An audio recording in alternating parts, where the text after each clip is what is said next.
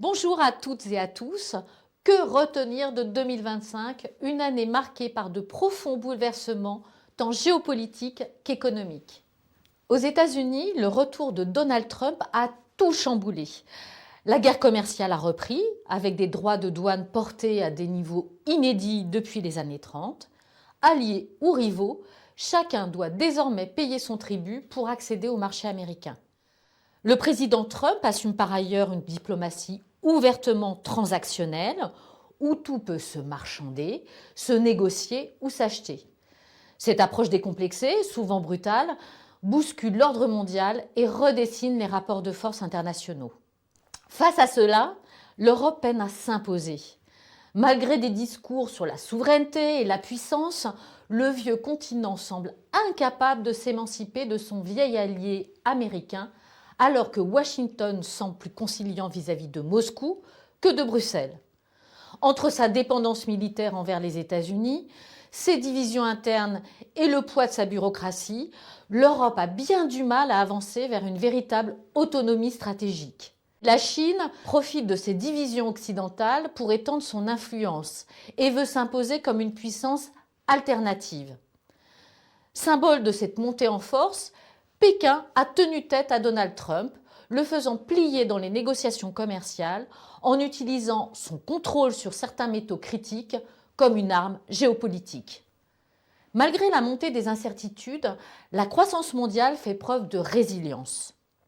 Aux États-Unis, le ralentissement de l'activité demeure limité, mais il se révèle inégal, avec une croissance dite en K. D'un côté, les gagnants, ceux qui surfent sur la vague de l'intelligence artificielle et qui profitent de giga-investissements, ainsi que les ménages aisés, dont la consommation soutenue est portée par de puissants effets de richesse dans un contexte de record boursier. De l'autre, les perdants, avec des millions d'Américains qui s'enfoncent dans la crise du pouvoir d'achat. Quant à l'Europe, après avoir surmonté le triple choc inflationniste, énergétique et monétaire, elle s'est engagée sur la voie de la reprise en 2025. Mais au-delà de ce rebond conjoncturel porté par la désinflation et une politique monétaire plus souple, subsistent des défis structurels qui exigent de l'Europe des investissements massifs. Des investissements pour innover et combler son retard technologique et des investissements pour assurer sa sécurité collective et pour renforcer son autonomie stratégique. L'enjeu majeur est d'éviter une dépendance totale, technologique vis-à-vis de Washington et industrielle vis-à-vis de Pékin. Alors que le monde accélère, la France, elle, reste immobile. L'activité ne s'est pas contractée, certes, mais elle reste atone. La croissance, autour de 0,8%, est pénalisée par un climat de confiance affaibli, miné par une forte incertitude politique depuis la dissolution de l'Assemblée nationale, un déficit public élevé dépassant les 5%, ainsi qu'une consommation des ménages freinée par la hausse de l'épargne de précaution.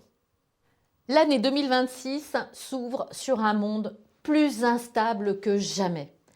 Le coup de force de Donald Trump au Venezuela symbolise l'entrée dans une nouvelle ère, celle du retour des logiques impériales, où blocs rivaux et sphères d'influence se reconfigurent, tandis que la force tend à primer sur le droit. La sécurité nationale, la technologie et l'économie sont devenues indissociables.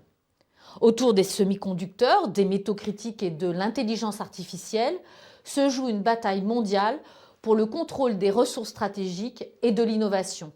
Dans cet affrontement global, les investissements, qu'ils soient publics ou privés, vont s'imposer comme le principal moteur de la croissance mondiale. Notre scénario maintient donc son cap.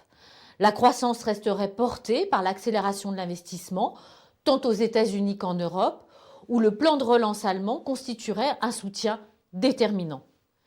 La conjoncture mondiale devrait toutefois évoluer dans un environnement encore marqué par de nombreux aléas.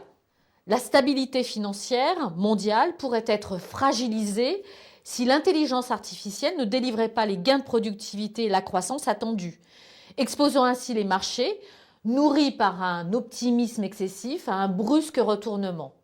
Par ailleurs, l'augmentation des déficits et de la dette publique, tant aux États-Unis qu'en Europe, pourrait entamer la confiance des investisseurs et provoquer des tensions sur les marchés obligataires. La France apparaît de ce point de vue exposée à un risque de sanction des marchés financiers, lesquels doutent de sa capacité à engager une véritable stratégie d'ajustement budgétaire, à la maintenir dans la durée et à éviter des revirements dictés par les cycles électoraux ou les tensions sociales. Pour conclure sur une note d'optimisme, 2026 pourrait être l'année d'un véritable sursaut européen. Confronté à l'offensive américaine sous Donald Trump, à la menace russe et à la concurrence féroce de la Chine, l'Europe n'a plus d'autre choix que d'assumer la maîtrise de son propre destin. Elle doit pour cela reconstruire les fondements de son autonomie et de son indépendance, une dynamique prometteuse, riche de formidables opportunités. Je vous adresse à toutes et à tous mes meilleurs vœux pour 2026 et vous invite à consulter toutes les analyses des études économiques en ligne ou sur notre compte LinkedIn.